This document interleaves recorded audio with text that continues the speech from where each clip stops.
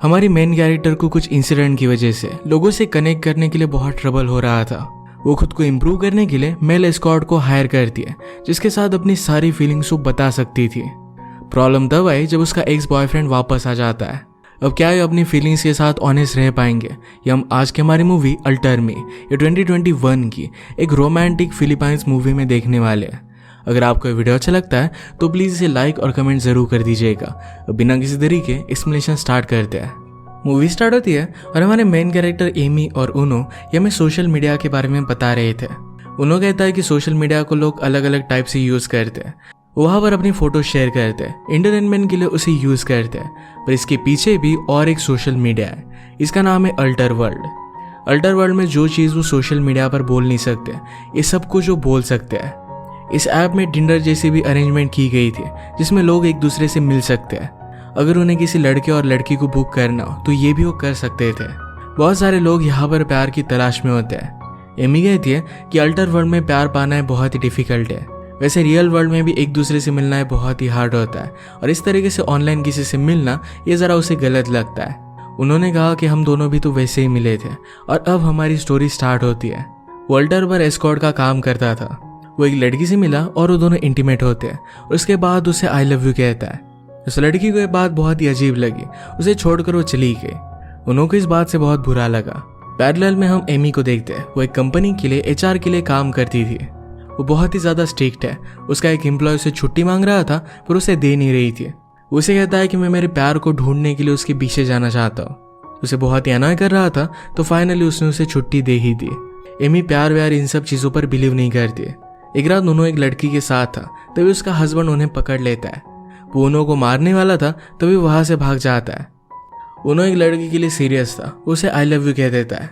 वो लड़की उससे कहती है मैं सिर्फ इंटीमेट होने के लिए तुम्हारे साथ रिलेशनशिप में थी, वो उसे डेट नहीं करना चाहती। ये सब सुनकर वो बहुत ही ज़्यादा अपसेट हो गया था।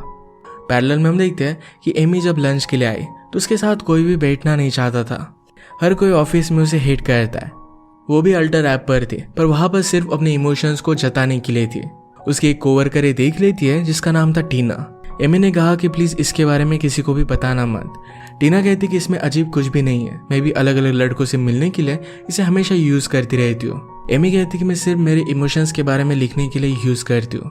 टीना कहती कि तुम बहुत ही अजीब हो, हमेशा तुम बहुत ही सीरियस रहती हो और इसी वजह से तुम्हें कोई भी लाइक नहीं करता। तुम्हें अपना सारा टेंशन रिलीज करना चाहिए। किसी लड़के को तुम बुक कर लो, उसके साथ रात बिताओ और तुम्हें बहुत अच्छा लगेगा। उसने उसे एक लड़के का अकाउंट दिखाया।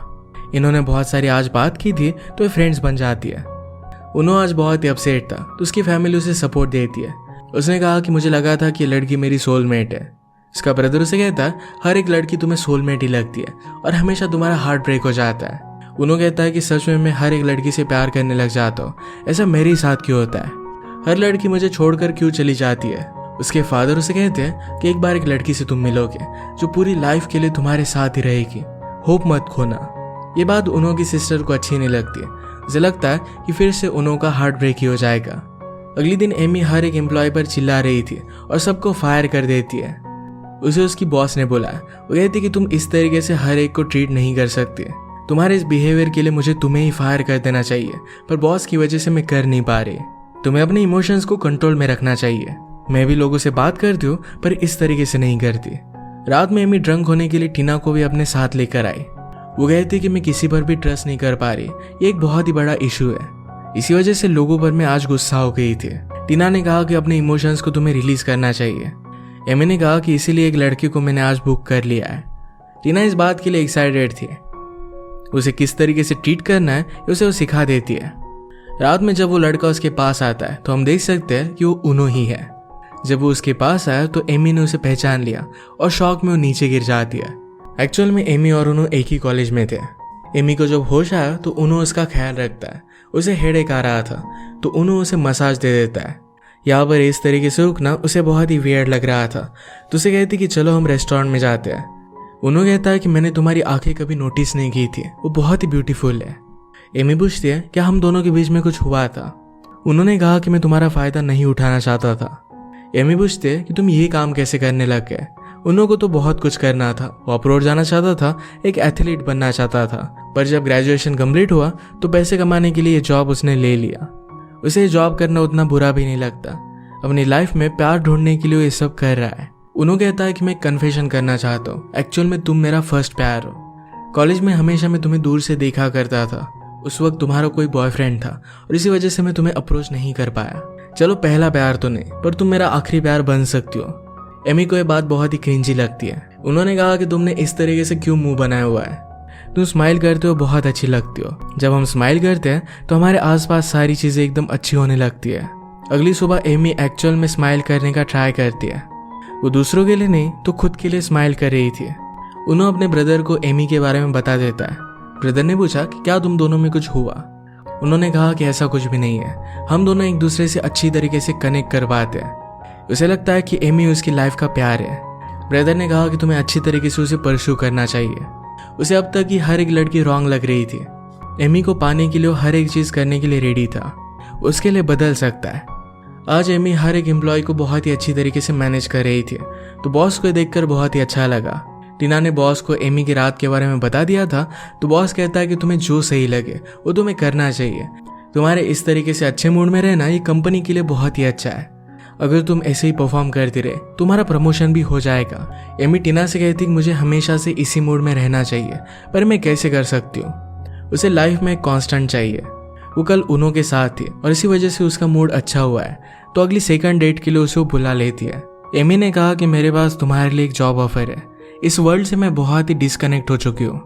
लोग मुझे पसंद कर पाए, इस तरीके से मुझे चेंजेस करने हैं। प्लीज इस बात के लिए मुझे हेल्प कर देना।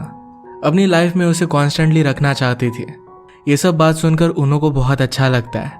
उन्होंने मिलकर फिर एमी के लिए शॉपिंग की। उसे फिटनेस के लिए स्विमिंग के लिए लेकर जाता है। इससे उसे हमेशा रिलैक्स लगेगा और लोगों से कनेक्ट करने के लिए हेल्प होगी। ये सब सीखते हुए दोनों करीब आ गए थे और इंटीमेट होने लग जाते हैं। एमी का पूरा आउटलुक चेंज हो गया था। एक दिन उन्होंने उसे एक जगह पर लेकर आता है जो एमी को बहुत पसंद आई। वो कहता है कि मैं और मेरी फैमिली हमेशा यहीं पर आकर हैंग आउट करते हैं। एमी कहती कि शायद मेरी लाइफ भी इतनी सिंपल हो पाती है। उन्होंने कहता है कि तुम हमेशा काम क्यों करती रहती हो? एमी ने कहा कि इस तरीके से लाइफ जीने का मेरा कोई भी प्लान नहीं था। उसकी बचपन में मदर की डेथ हो गई थी, तो अपने फादर के साथ वो बड़ी हुई थी। वो हमेशा उन पर ट्रस्ट करती थी, पर अचानक से एक दिन उसके फादर कनाडा चले गए। उन्होंने कहा था कि वो थोड़े ही टाइम के लिए वहां पर जाएंगे और वहां से कुछ फाइनेंशियल हेल्प भी करेंगे, पर वो कनाडा जाकर वापस आए ही नहीं। बाद में एमी को पता चला कि वहां पर उन्होंने किसी और से शादी कर ली है और एक नई फैमिली स्टार्ट की है। फादर ने बाद में कभी भी उसके साथ रिलेशनशिप नहीं रखी। उसे इस बात से बहुत बुरा लगा था। 2 साल पहले उसे पता चला कि उसके फादर की डेथ हो गई है। वो कभी भी उन्हें कन्फ्रंट नहीं कर पाई। ऐसे ही उसे छोड़कर चले गए थे, तो अपने खुद का ख्याल उसे खुद ही रखना पड़ा था। इस वर्ल्ड में जीना बहुत ही डिफिकल्ट था, तो हमेशा हर एक चीज को लेकर ऑब्सेसिव थी। उसने टॉप किया, अच्छी जॉब ली और इसी वजह से इस तरीके से उसकी बिहेवियर हो गया। उन्होंने कहा कि तुम्हारा दिल अच्छा है, ये तुम्हें लोगों को दिखाना चाहिए। तुम प्यार पर फिर से बिलीव कर सकते हो। अपने अंदर के पेन को जब तुम इम्ब्रेस करोगी तभी सही तरीके से प्यार कर पाओगी। एमी ने टीना को उन्हों के बारे में बता दिया। उसे कहती कि उन्होंने मुझे चेंज करने में बहुत हेल्प की है। टीना ने कहा कि क्या तुम एक दूसरे से प्यार करने लग गए हो? एमी कहती कि अब तक उनकी रिलेशनशिप जिस तरीके से चल रही है वैसे वो चलने देंगे। उसे उन्हों की बहुत ज़रूरत थी। उन्हों बहुत ही खुश था। उसे लग रहा था कि एमी के साथ वो पूरी जिंदगी बिता सकता है। अपना अल्टर का अकाउंट वो डिलीट कर देता है। उसकी सिस्टर उसे कहती है तुम फिर से उड़ने लग गए हो, तुम फिर से हर्ट हो जाओगे। उन्हों कहता है कि प्यार में तो हम हर्ट होते ही है, पर वो गिव अप नहीं करने वाला। एक रात उन्हों और एमी एक होटल में मिले और वहां पर वो इंटीमेट हो जाते हैं। अगले दिन एमी ने ऑफिस पार्टी का अनाउंसमेंट किया। सब लोग इसके लिए बहुत ही खुश थे। एमी की प्रोग्रेस देखकर उसके बॉस उसे प्रमोट कर देते हैं। एक दिन उन्हों बहुत ही बीमार पड़ गया था। एमी ने उसे कॉल किया तो उन्हों की सिस्टर वो बीमार है ये बात उसे बता देती है। एमी ये पता चलने के बाद तुरंत उसके पास आ गए, उसका ख्याल रख दिया। आजकल उन्हों बहुत ज्यादा काम कर रहा था और इसी वजह से वो बीमार पड़ गया था। एमी कहती कि तुम्हें जरा रेस्ट लेना चाहिए। उन्होंने कहा कि जिस तरीके से मैं बिहेव करता था इस वजह से मैंने मेरी फैमिली को बहुत हर्ट किया है। अब मैं बहुत सारा काम कर कर उन्हें एक अच्छा फ्यूचर देना चाहता हूँ। एमी कहती कि तुम्हें किसी भी चीज़ की ज़रूरत पड़े मैं हमेशा तुम्हें सपोर्ट करने के लिए यहाँ पर हूँ। इस वीकेंड के पार्टी के लिए उसे इन्वाइट कर लेती है। उन्हों का ब्रदर इस पार्टी में आया हुआ था। टीना और वो मिले और टीना ऑलरेडी अल्टर में उसे फॉलो करती थी, तो दोनों पार्टी करने के लिए चले गए। ये पार्टी बॉस के घर पर थी, तो एमी कहती कि तुम्हारी फैमिली को ज़रा तकलीफ हो रही होगी। बॉस कहता है यहाँ पर मैं और मेरा ब्रदर सिर्फ हम दोनों ही हैं। एक्चुअल में बॉस का ब्रदर ये एमी का एक्स बॉयफ्रेंड था। थोड़ी देर में उसके पास उनो आ गया। उन्होंने रिंग्स लिए कुछ बातें की। उनो सीरियस हो गया। उसे कहता है कि तुमसे बहुत प्यार करता हूँ। एमी इस बात को इग्नोर कर देती है और पुल के पास वो चली गई। उसमें वो नीचे गिर गई तो उनो उसे बचा लेता है। उसे फिर से आई लव यू कहने लग गया।